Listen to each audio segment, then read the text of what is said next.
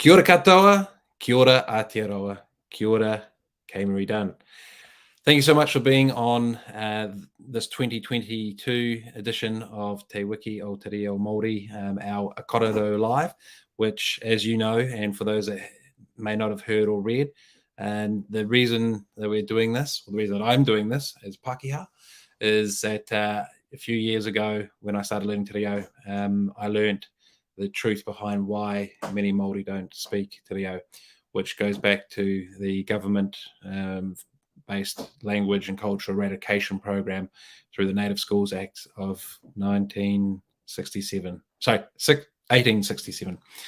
So going back quite some time, and it impacted generations. So therefore, in my opening post, I talked about the question that people ask me, why should we learn te reo when most Māori don't speak te reo? And it's answered in the fact that many Māori were beaten at school for speaking te reo as part of that eradication program. Hence, over the generations, grandparents didn't teach children, and they weren't able to teach their children, and we're now in that current generation, and hence this is what Te Wiki o reo Māori is all about. And this year happens to be the 50th year since the petition was presented to Parliament. And our guest today, Kaye Maree Dunn, has been with us in 2020. So we're going to do a little bit of a recap. But as always, Kaye Maree, if I could please invite you to introduce yourself for everybody to kick off with. Kia ora tātou, i te whānau, kia koe Ryan, kia ora mo tō mihi mai. It's a significant week for sure. It's also a significant month, Mahuru Māori, and also, yes, the 50th year birthday of the petition for te reo Māori being presented to Parliament. And so right at this minute, there's a massive celebration taking place at Parliament to remember all of those that carried the call from the communities, from the elders, to ensure that the reo was protected as per the moral obligations of the Crown at the time, and the treaty obligations also to ensure that our language, our taonga tuku iho, were protected. So it's always amazing how we see Mahuru Māori. Well, we had Matariki, the Māori New Year, and that has created a lot of cultural, not renaissance, I think, cultural regeneration in many communities, a lot more interest, a lot more curiosity. We've also seen Mahuru Māori, which has been kicked off through Te Wānanga Aotearoa, where the whole month is dedicated to speaking te reo, using te reo, reading te reo. And then this week specifically is focusing on Māori language moments. So creating safe spaces and opportunities for Māori to use the language, for New Zealanders to use the language, and for us to celebrate the impact that te reo Māori has on our communities, and the great benefit that it has to our nation here and also globally. Absolutely. And yeah, I'm so glad you did recognise it. Of course you would. You're right in the middle of it. But 12 o'clock today is the Māori moment as run by Reo Māori, which I think we're up to 1.2 million people. So this is, for those that aren't aware, they're probably doing it now, possibly doing it now, but it is getting online and sharing your te reo at this very point in time. So great honour to have you and be involved in this very point in time. It's very significant being the 50th anniversary. So there's, you might remember that famous photo of the group of people coming up the stairs. It's a black and white photo of the bringing and presenting of the petition. So it's I'm just sort of feeling the moment, to be honest. And if I reflect back, I don't know if you remember, but I remember you made me cry. Not that you made me cry, but I cried as a result of what you shared about your personal journey with te reo, and that talks back to the whole situation created by history. But if I could invite you to share again, as much as you want to, of your journey with te reo, which will help reflect from a personal story point of view, the national history that we've mentioned, and what the whole event and the petition is all about making positive change from. Well, you mentioned at the beginning, like, your intention behind hosting these conversations, which acknowledging why it is that so many of our people have lost the language or are now on a journey to reclaim the reo. And yes, the Native Schools Act was an intentional practice by the Crown to ensure that assimilation would take place of Māoridom into a more Europeanized way of living and operating. But there was a lot of activity that happened prior to that as well. So, our history didn't just occur or start in 1840. There's been like never-ending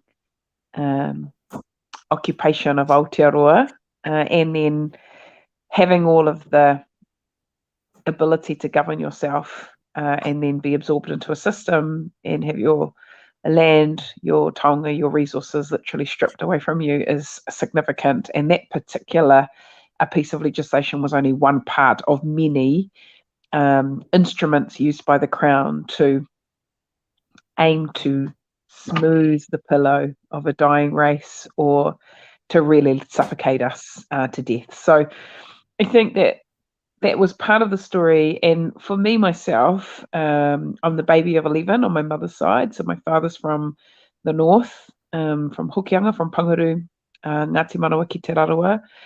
My grandfather is from Ngāpuhi Ngāti Kahu. My grandmother is Ngāti Mahanga. My grandfather is from Ngai Tamanuhiri Ngāti Kahungunu. But I'm going to focus in on my mum's side because that was the part of my family that I was actually raised with. And so my mother's parents, so I'm the youngest of 11. There were 6 children born to my grandparents. My grandfather, who was a pohatu, his name was Mate Waipiki Pohatu, was in the Pioneer Battalion. And he was one of the first Māori amputees to come back early from the war. And my grandmother was also, I guess, they met after he came back, but both of them were native speakers. And so when they were married, they decided to migrate down to Wellington. And so my grandfather is 6'4", massive, black, with one leg. And my grandmother was pretty sassy as well. And so he went and got a job in customs, and they lived in Kōrero. And Kōrero is very much a Pākehā community. And so they raised their children from around the 1930s through to the 1950s in Wellington.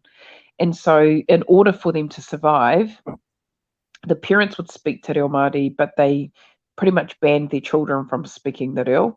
And they made a conscious decision that not te ao Māori wasn't helpful, but they wanted their children to be able to survive and acclimatize to city life.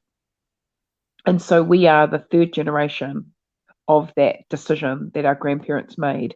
And part of us could be angry and upset about that decision, but I think actually it was a decision of survival, and it was a decision that has impacted us significantly as that 3rd generation. We've now got 4th, 5th, 6th generations within our whānau. And I acknowledge my first cousin, Godfrey, who was one of the first of my first cousins to embark on reclaiming te reo Māori, and also going on a journey for piecing together our whakapapa, because part of losing the language also meant that we also didn't have access to our whakapapa knowledge. All the stories, pūrākau, that comes with knowing where you come from. And then also, again, not living in our kāinga also meant that we did not have access to all of that knowledge, and also being raised in the bosom of our people. And so then when it came to me learning the language, it was very difficult. My parents that brought me up still had a very heavy whakamā about not having the reo. So that was my mum, my auntie that raised me as I was a whāngai, and her partner, Pāho. He was essentially sent to university to learn the ways of the Pākehā and then come back. And he did his degree, or started his degree in agriculture. And his whānau again made a conscious decision that they didn't want him to learn the language. But throughout his life, it was probably one of his greatest regrets in not being able to speak te reo Māori. And often I remember just feeling his sadness because he wasn't able to participate on the pai or things like that. And so both of my parents were very proactive in supporting me in education. But it was also difficult too, because I grew up in a very Pākehā community of Feilding in the Manawatu. And so we didn't really have a place. As I grew up, it got better. It's much better now. But growing up in Feilding, you couldn't really see many Māori. We were usually on the outskirts. So there's a marae in the city, in the township, Orangi. And there are also marae communities on the outskirts of Feilding, but inside the township where I grew up, there wasn't a strong, not Māori presence because we've always been there, but there wasn't a strong visual presence of our people. And so all of our activities as Māori took place on our marae. And so my reclamation journey has included feeling very ashamed to be Māori in that white community, then kind of going like right to the extremes of becoming quite hard out as a young rangatahi, wanting to reclaim my reo. I was very lucky, Ryan, because I had access at Feilding Agricultural High School to some of the most amazing kaiako Māori. So I want to acknowledge Mike Pihi, Pa Pihi, Pa Webb, Susie Watling, Mehana Dury, Lee Martin, but also probably two of the most significant real exponents that definitely impacted me was Matua Bill Hohepa from Waima, and also our Whaia Sue, who was our kapahaka teacher. She's a bit of a hard ass, but yeah, she was awesome. So Sue Yonke. And Matua Bill and Whaia Sue were very much concentrated on creating not only a love for the reo through waiata and kapahaka, but they also gave us lived experiences of travelling out to marae and communities, and also a real passion for connecting the kupu and the waiata to our identity. So I definitely love that time at Kura. I did win a few awards in te reo Māori, and I thought I was pretty awesome. And then I got to university, and then I pretty much had the wind knocked out of me, because then I was with native speakers. So my confidence took a big hit, and admittedly, I was a terrible, terrible student. So, you know, mihi to our lecturers at Victoria, it took me a long time to finish my degree. But yeah, I wasn't a very good student. But at university, you know, I had access to some amazing mātanga, including Po Te Mara, Whaia Tiripuwai Higgins, Julian Wilcox, Mariana Hond, and many others from Te Herenga Waka Marae, where again, te reo Māori and being Māori, tikanga Māori was easily expressed because the marae was the centre point of the university. Not too dissimilar from other universities, but I think it was a very significant place where tikanga and kawa, and kind of really also using, which I loved about Po Te Mara, was that he always got us to ask very important questions as to why those tikanga exist. So rather than just accepting it and just that's the way that it is, he really nurtured our ability to ask questions and challenge and find out why. And I always remember he started a class inside the wharenui, and he was having a feed. He was eating a roll or something like that, and you know, he didn't say anything. He was just having a feed, having a kai, and then he stopped and he goes, "Does anyone notice anything?" And everyone was like, yeah, you're having a kai." And he goes, So we had this beautiful conversation as to what was going on. And that's when I was introduced to this concept called the liminal line, which is this quite interesting line of separation in the middle of a wharenui. But why I'm talking about that is because te reo Māori, tikanga and kawa are essentially one and the same, and you need all three in order to safely navigate the world. So you can have the reo, but no tikanga. But you can have tikanga and get by without the reo. It's a little bit harder. And so ideally you build your muscles up across all three, because with tikanga and kawa comes the deeper understanding of what the language is trying to convey. So that last one, that third one, the word is kura? Sorry, I was typing my timestamp comments of what you've been saying and missed the pronunciation. But the te reo, the language, tikanga, etiquette, protocol. And kawa. Kawa, my apologies. So what is kawa?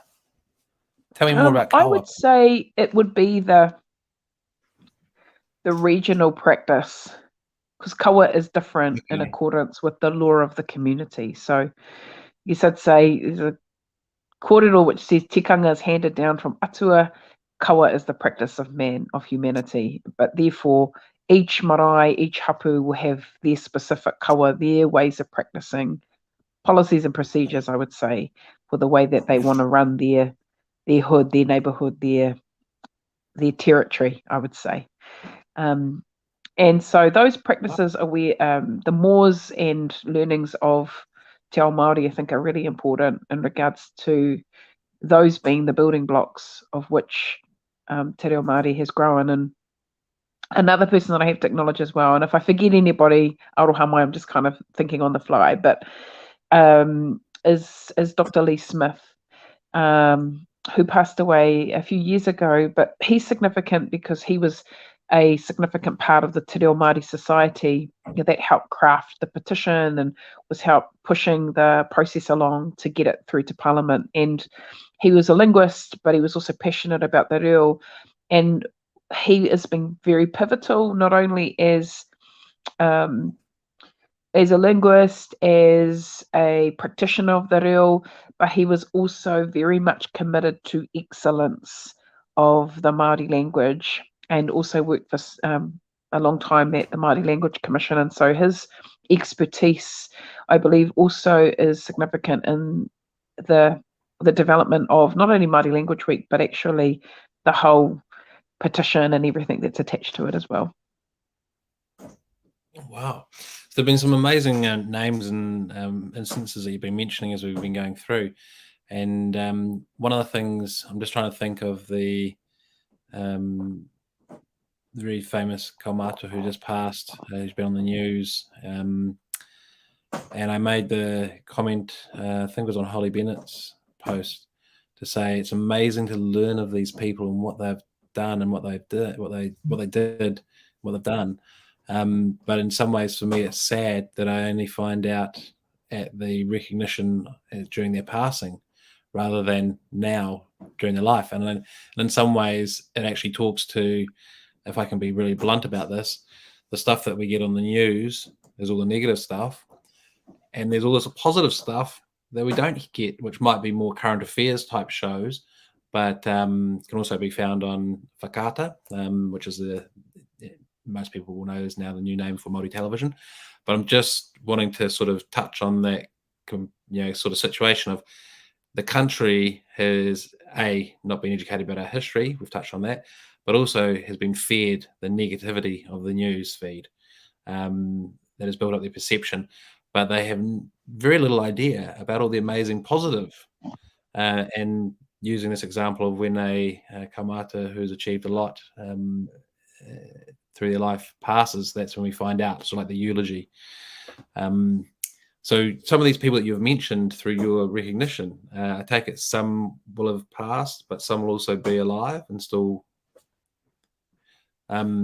So question 3 is, what do you see as the future? And I think it's been a very well discussed concept of recording stories so that future generations can hear them. If we think of that as a general aspect, I'd really like to suggest that some thought is given to getting these people who are alive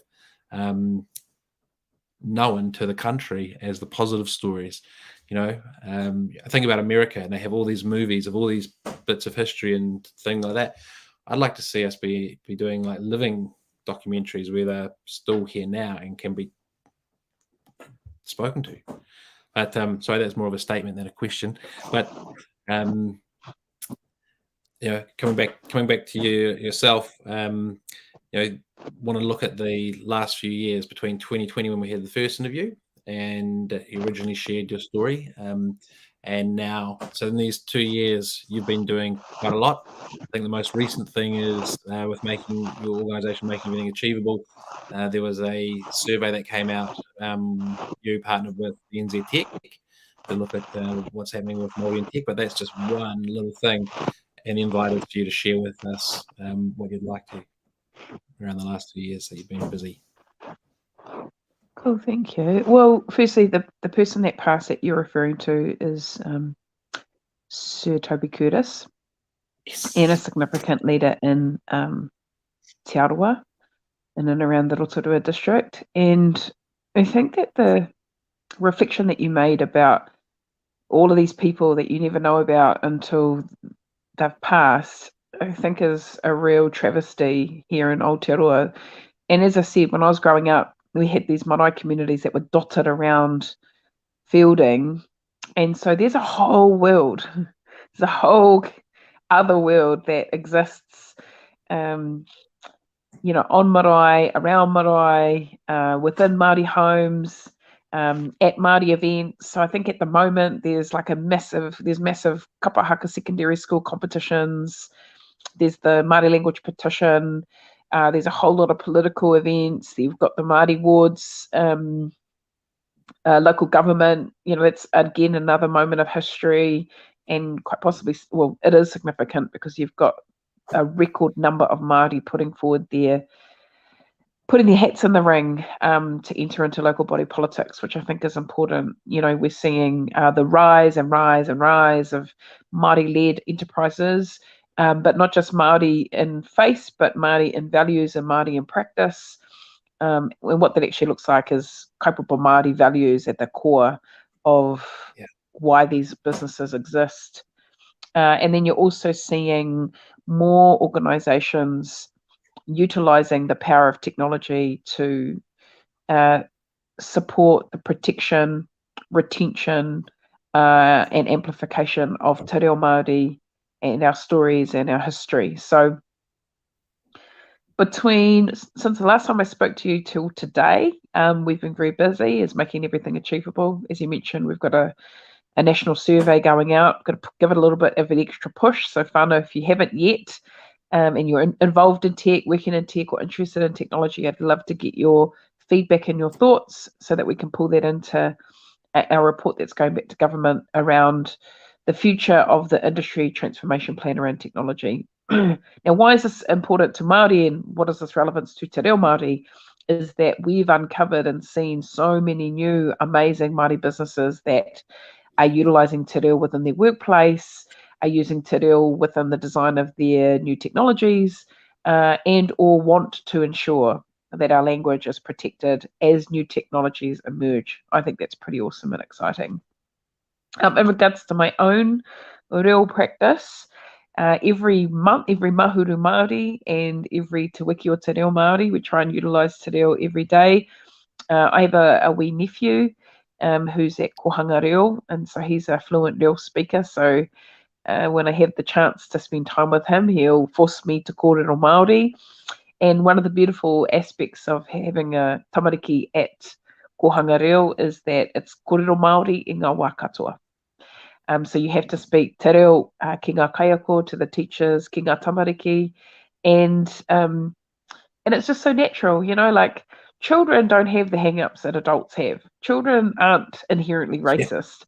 Children can play and enjoy each other. And so when they are thinking, dreaming, strategizing, using our language, it's beautiful. And I want to acknowledge all of the parents and whānau that have been behind the Kohanga Reo movement, those that choose to send their tamariki to Kohanga, those that choose to make their homes Māori language domains, those that choose to go in their own time to programs like Te Wānanga Aotearoa, Te Ātarangi, university programs to whakapiki te reo, whakamana te reo, like those things are amazing. And then also big acknowledgements to the likes of Whakaata Māori, Māori television, Ngā Reo Irirangi o Aotearoa, Māori radio, and also all the independent radio stations that are doing amazing work in protecting the mita, the dialect, the stories, the thinking of their specific regions, because that is also part and parcel of this beautiful web landscape of language restoration and regeneration. Karawe. It's a theme that's been coming through the discussion so far, and it's the 2-year shift is, and everyone brings out their particular area that they're associated to, be business or tech or whatnot, but there's the sort of move towards what will become full Māori immersion. So, for example, Lee Timu speaking about his Ko Maui Hangarawa event, where it's mainly in English, but with te reo Māori, and they had one speaker out of all of them who just spoke full Māori. And he said, we did it knowing that a lot of the audience wouldn't be able to understand. And it's just that sort of graph, right?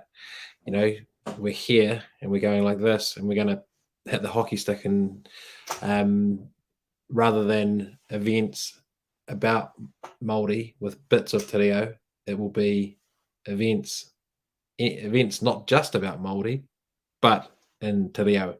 So I hope that makes sense of my explanation. So, and a few quiet yarns, not a Māori focused event, but in the future, I would love to see everyone just speaking te reo Māori there, because it's the language that's used, and for everyone to be comfortably doing it,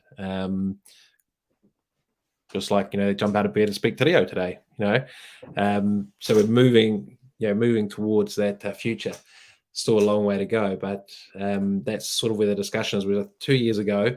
There was obviously the excitement and things are shifting and moving, but I really am starting to look back and seeing such a the beginning of the hockey stick has happened in the last 2 years.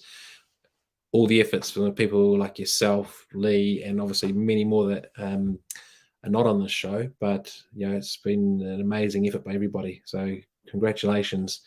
I think it's actually seeing the results is so encouraging. So I just want to say tēnā koe to all of you for that.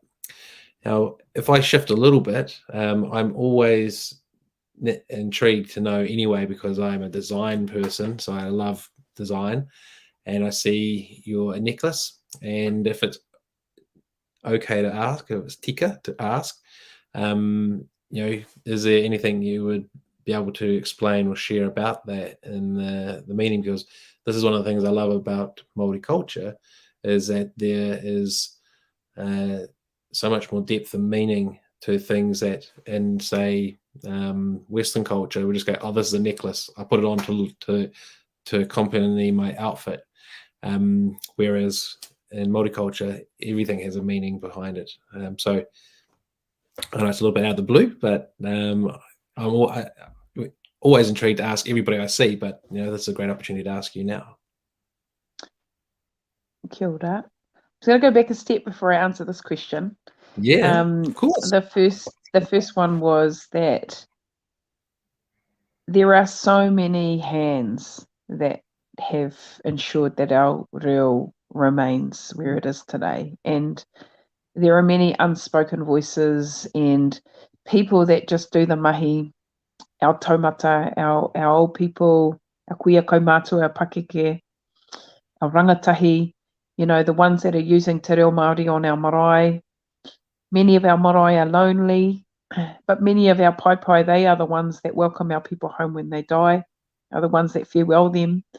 They are the ones that ensure that our tikanga is upheld. So I want to acknowledge them. I want to acknowledge the founders and those that are, going hard out every day, teaching the reo where there are no congratulations. There is no shining light on them. They just do it because they are passionate and they want to see the language continue, because with that comes transformation, pride, identity, and the ability to be able to transmit important knowledge that the English language cannot always adequately convey. So I just wish to acknowledge all of the people, seen and unseen, that are significant in the Māori language movement that we might not always be able to highlight for a range of reasons. So just know that I'm speaking to you directly.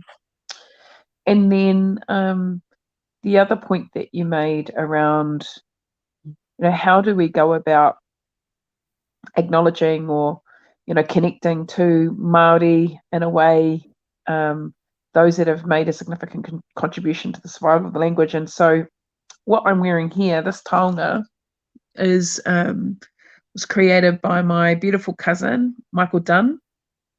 It's a heitiki, but it's made out of ko iwi tohora, so whale bone. Ooh. And I hit up my cousin because he's an amazing carver, and I said, "Kazi, can you please make me a taonga?"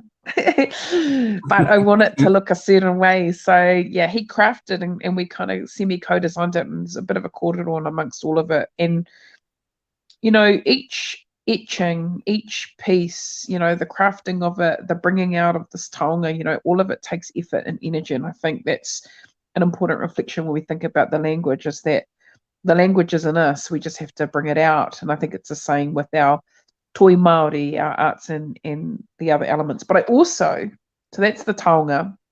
Yeah. And I've called this taonga tiro after mine and Michael's joint tupuna from the Hokianga as well. So that's my cousin, he's amazing. But this piece here, this jersey, this says aho, and it says what they say, but this is Nicola Tekeri's work. She's from Tūhoe. She's a dear friend of mine. She's a Māori entrepreneur, and so she utilizes her identity and her artistry through her clothing, her fashion, and her art.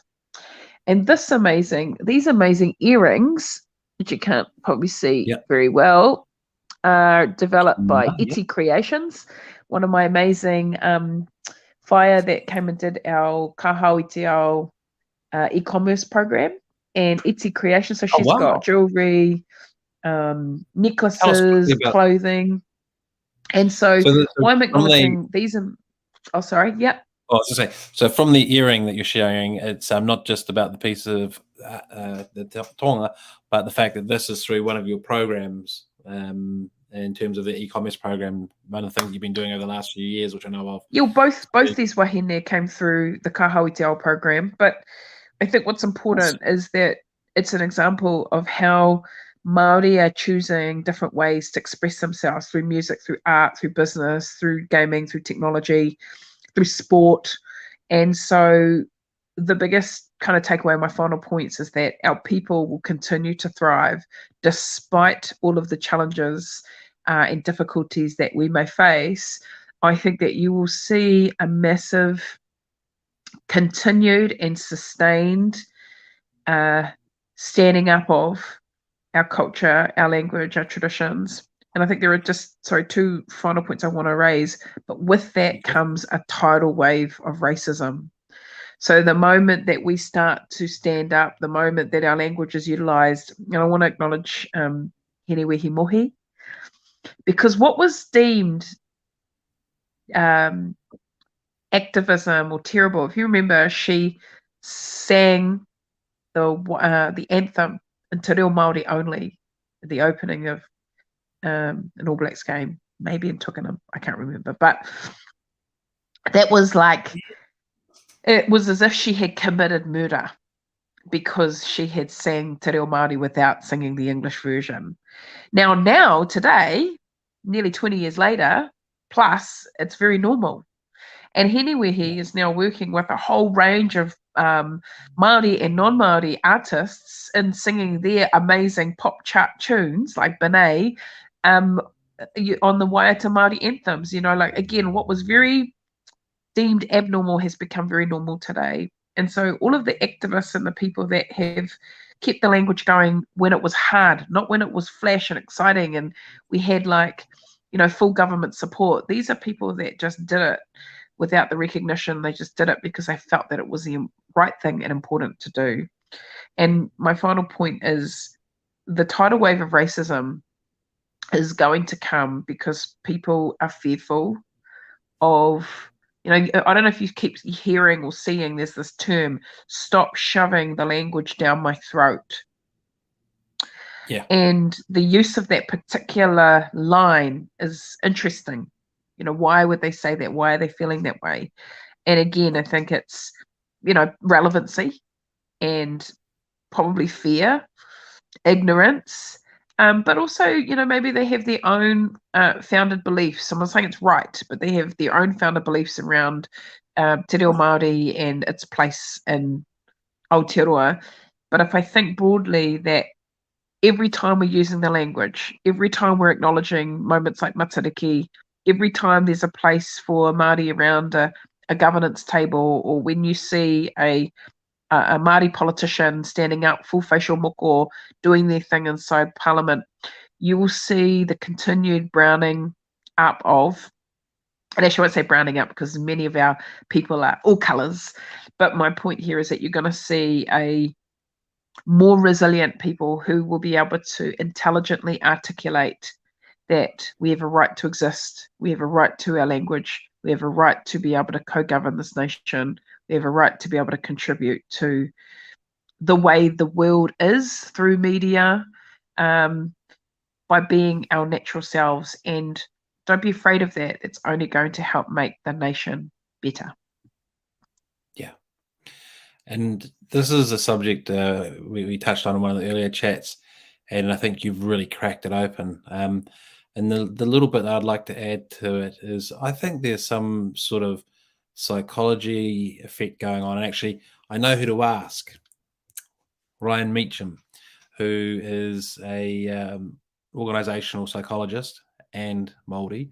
But the question is, because psychology is near my interest, but I see almost a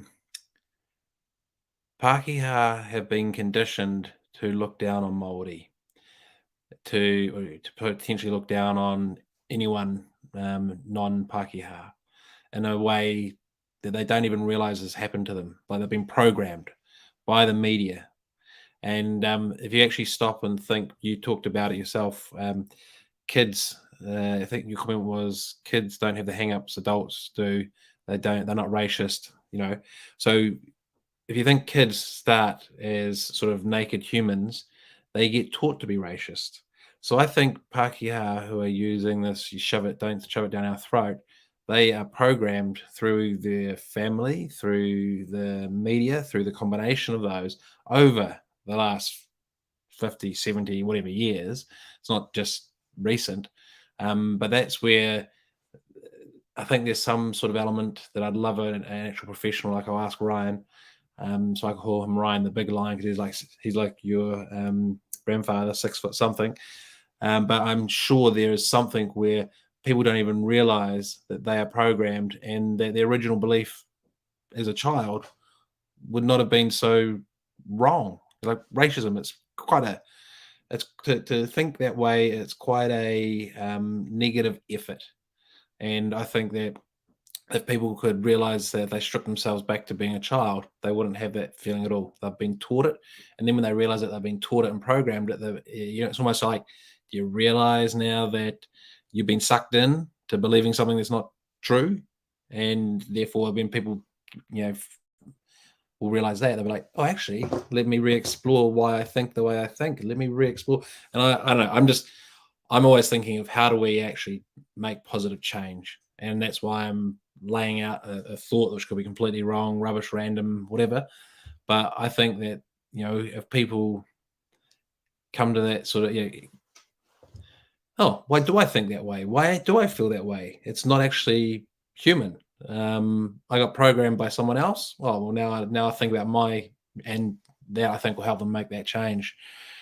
That would be lovely to see, because tidal wave of racism in 2022 is ridiculous. Why is it happening? But Well, I mean, that's a big subject. It's Yeah. been here longer than the last 70 years. We Oh, yeah. have just Sorry. farewelled the Queen, and whether people love her or not, I'll be respectful. I'm respectful of the fact, she's a rangatira in her own right. What she represents may not necessarily be the best for Māoridom in regards to the relationship between the Crown and hapu, iwi Māori. But that aside, I think actually the programming has been happening for some time. It's embedded inside the institutions of power. White supremacy and supremacy of and over people is embedded inside the Bible.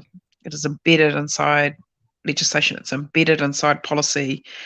It's embedded inside the way that education has been conveyed inside the institutions of learning, which are, schools and universities. And so all of that power imbalance and supremacy dimensions, behaviours, practices, they're going to soak into households and families. And so even to try and unpack all of that is quite heavy and hard. But I think it's also important to note that there are so many examples of, it's not just woke Pākehā. I think that there are just amazing humans that have joined forces and understand the value, the spiritual, physical, cultural value of learning another language, and the brain power and the intellect and intelligence that is unlocked when you have more than one language, and being able to see the world from different perspectives.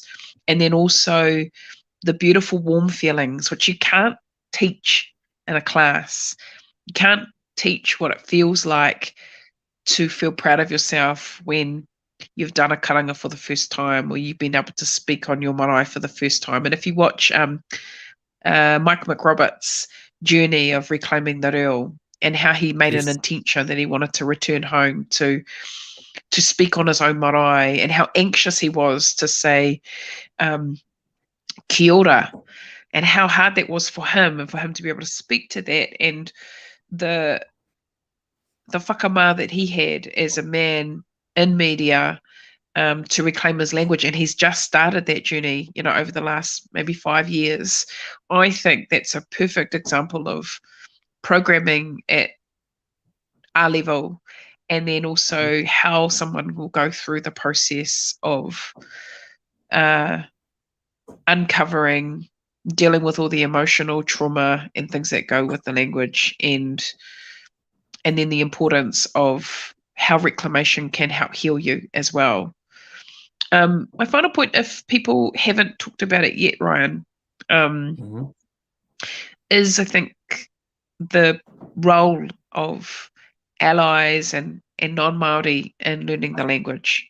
And so there's been a lot of conversations around, there are so many beautiful classes that have been held, but they tend to be occupied majority by non-Māori, and those that aren't. So there's this imbalance again, where there are more non-Māori learning our language, there are more non-Māori kind of taking on roles, and again, a lot of the whakamā that comes with that, where people are trying to reclaim their language and get through all the cultural trauma, and then, see their language being utilised by others. And that's really hard. It's a really hard place. So I just want to encourage our whānau who are learning the language is to be respectful of the inherent privilege that you have as a Pākehā person going into those spaces, and to be humble about learning the language, and to be mindful that don't occupy space, don't occupy places that you shouldn't be in, and by asking the people around you for permission, and even like putting people forward in front of you, is the greatest act of love that you can give to a community that are still struggling with intergenerational trauma of loss. And I guess that will be where I'd like to end things, Ryan, is just as some points for consideration. I think that's a beautiful place to end the kōrero today. We've just gone a little bit over time by 15 minutes, but that's not a problem at all because it's been the most amazing session again. Thank you so much. So I have been learning new things this morning from Neil Walker about pronunciation of vowels and then actually doing it as part of our show. There was around the tēnā koe versus tēnā rawa atu koe. And our different orders of the letters or different combinations can mean slightly different pronunciations. But one of the most amazing ones was the O on the end of te reo, and now probably putting trying too hard. But these are examples that just talk to what you talked about, and that is there's a lot of sensitivity around the learning of te reo because of the history and the situation. And my little piece that I'd like to give back is that with all the money spent on COVID, I think that the government, whoever they're going to be after the election or now, it should be that every Māori person gets free lessons in te reo as a matter of priority.